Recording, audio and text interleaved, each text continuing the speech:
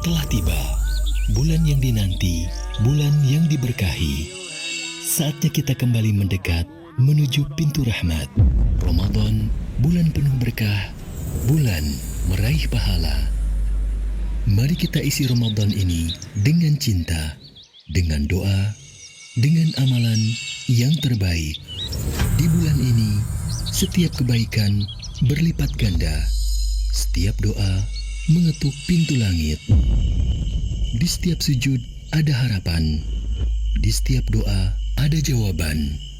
Dan di setiap keikhlasan ada keberkahan yang berlipat-lipat.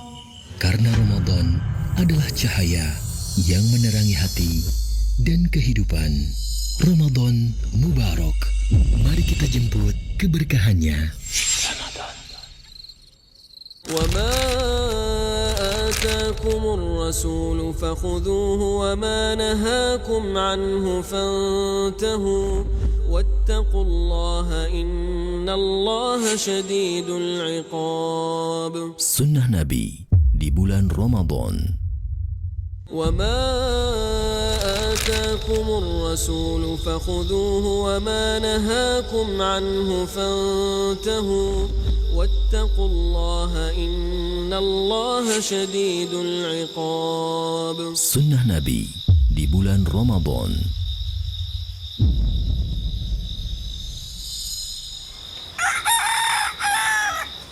Sahabat Roja, syariat sahur dalam ibadah puasa memiliki beberapa keutamaan yang telah Rasulullah Shallallahu Alaihi Wasallam sabdakan. Di antaranya adalah sahur sebagai pembeda puasa kita dengan puasa agama lain. Rasulullah Shallallahu Alaihi Wasallam bersabda, pembeda antara puasa kita dengan puasa ahli kitab adalah makan sahur. Hadis riwayat Muslim 1096. Di sabda yang lain, Rasulullah Shallallahu Alaihi Wasallam kabarkan bahwa sahur akan mendatangkan keberkahan. Sebagaimana dalam hadisnya, makan sahurlah kalian, karena dalam sahur ada barokah. Hadis riwayat Bukhari dan Muslim.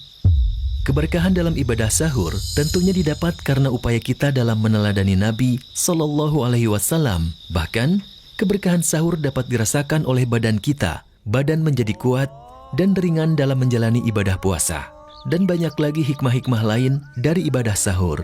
Pertanyaannya, kapan Anda makan sahur? Karena bisa jadi salah dalam mengatur waktu sahur akan mempengaruhi kondisi diri Anda dalam berpuasa. Kalau saya sendiri sih biasanya di akhir waktu, Pak. Maksudnya udah mau mendekati gitu ya. Iya, udah mau mendekati, iya. Karena kan ada imsak, batas imsak itu kan.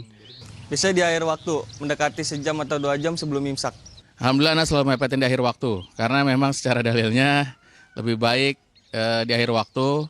Karena Rasulullah mencontohkan kalau nggak salah itu kurang lebih sebanyak Rasulullah baca 50 ayat Al-Quran ya terakhir itu untuk waktu terbaik untuk sahur, jadi diakhirkan. Kalau saya pribadi biasa sahur itu di akhir waktu sebelum masuk waktu azan subuh, karena memang sepanjang yang saya tahu itu yang biasa dilakukan oleh Rasulullah. Beliau makan sahur beberapa saat sebelum masuk waktu azan subuh.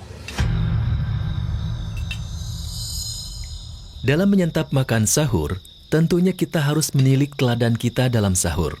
Bagaimana Nabi Shallallahu Alaihi Wasallam sahur? Kapan biasanya Nabi sahur? Dan dengan apa biasanya Nabi sahur? Meneladani Nabi Shallallahu Alaihi Wasallam dalam sahur tentunya akan memberi banyak kebaikan dan tentunya akan menjadi keberkahan dan akan mendatangkan rahmat Allah Ta'ala.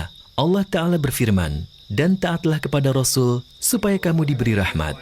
Sahabat Roja, di antara kebiasaan dan tradisi di negeri kita di hari-hari puasa Ramadan, yaitu tradisi membangunkan orang untuk sahur. Kegiatan ini bertujuan agar ibu-ibu kaum muslimin bisa mempersiapkan hidangan sahur bagi keluarganya. Dan tentunya agar kaum muslimin yang berpuasa tidak terlewat makan sahur.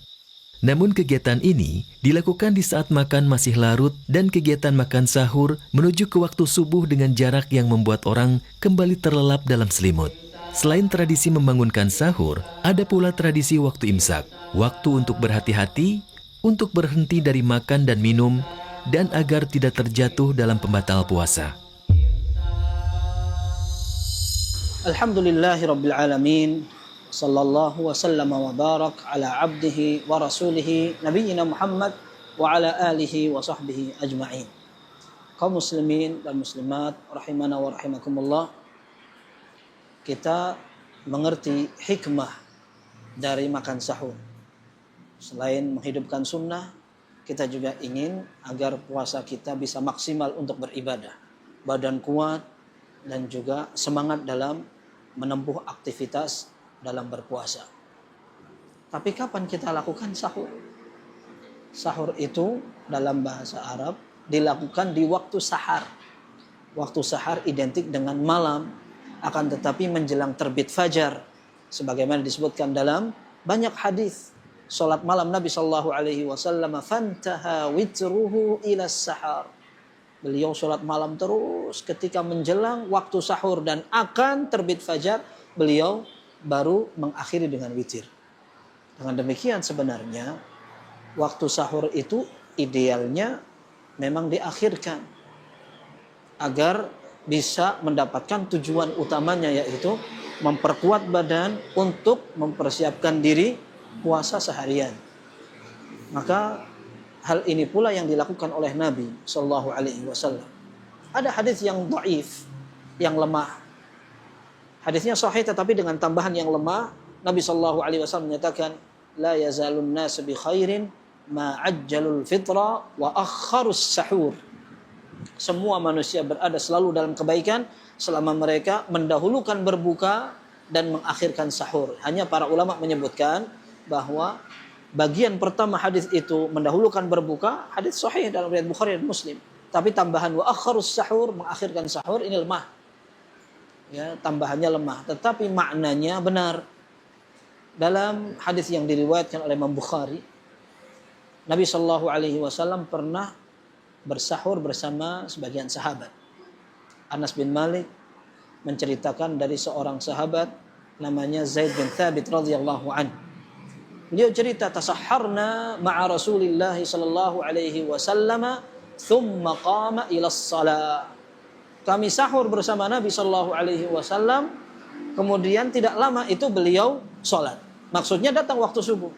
Maka Anas bertanya, kam kana bainal adhani was sahur? Kira-kira berapa lama antara azan dan waktu sahur yang kalian lakukan? Qala qadra 50 ayah. Jarak antara sahur dengan azan masuk waktu subuh hanya sebatas orang membaca Al-Quran 50 ayat. Kemudian ini juga sekaligus menunjukkan bahwa antara makan sahur dengan sholat subuh tidak lama. Sehingga memang ada syariat di sini, sunnah untuk mengakhirkan sahur. Artinya ketika sebagian kaum muslimin entah karena terlalu semangat atau karena memang tidak pengen tidurnya diganggu, sehingga mereka memilih untuk mendahulukan atau mengawalkan sahur. Bangun jam 12 malam karena itu tidak lebih sulit bangun menjelang subuh. Akhirnya mereka sahur jam 12 atau sebelum tidur jam 12:30 misalkan. Kita katakan itu boleh tetapi tidak afdal dan menyelisihi sunnah. Ya. Maka orang yang ingin betul-betul menerapkan sunnah, makan sahur pada waktunya. Tetapi maksudnya diakhirkan bukan berarti sampai masuk waktu azan. Kalau sampai masuk waktu azan, maka ini juga tidak tepat. Kapan waktu terakhir orang melakukan sahur? Ketika terbit fajar dan masuk waktu sholat subuh. Azan apakah menjadi patokan? Tentu. Azan jika dilakukan tepat waktu sesuai dengan waktu terbit fajar, maka itu merupakan tanda akhir dari kesempatan orang makan. Allah menyatakan, wa kulu washrabu hatta yatabayyana lakumul khaytul abyadu minal khaytil aswadi minal fajr thumma atimmus siyama ilal lail. Silahkan kalian makan dan minum sampai terbit fajar, itu tafsirannya. Kemudian setelah terbit fajar, sempurnakan dengan puasa sampai malam lagi. Artinya waktu terakhir orang boleh makan itu ketika masuk waktu subuh. Sebagian orang sengaja untuk hati-hati, mereka berhenti sebelum waktu. Kalau dia mau hati-hati sebenarnya tidak mengapa. Tetapi kalau diyakini bahwa batas akhir orang tidak boleh makan ketika ada sebagian orang membiasakan dengan lafaz imsak. Mereka bilang, kalau sudah ada orang yang teriak imsak berarti sudah tidak boleh makan lagi. Nah, ini keliru. Al-Hafidz Ibnu Hajar mengatakan dalam Fathul Bari, ini kesalahan penduduk Mesir di zaman itu ketika mereka memiliki kehati-hatian sampai seolah membuat satu peraturan. Kalau sudah imsak yang dikumandangkan seorang muadzin, maka masyarakat tidak boleh lagi untuk makan dan minum. Ini salah. Karena di dalam syariat batas waktu untuk memulai puasa dan mengakhiri makan dan minum ketika terbit fajar. Dengan demikian dua sunnahnya. Yang pertama mengakhirkan sahur. Yang kedua perlu kita ketahui kapan seorang memulai ibadah puasanya. Barakallahu fikum. Kebaikan dalam sahur tentu itulah yang diharapkan. Hikmah-hikmah sahur dan keutamaannya akan menjadi nilai tambahan bagi mereka yang hendak mencari kebaikan dan keberkahan di bulan Ramadan ini. Ramadan adalah bulan berkah. Keberkahannya meliputi di setiap amalan ibadah. Jangan ragu Anda untuk mengamalkan sunnah-sunnah. Barakallahu fikum.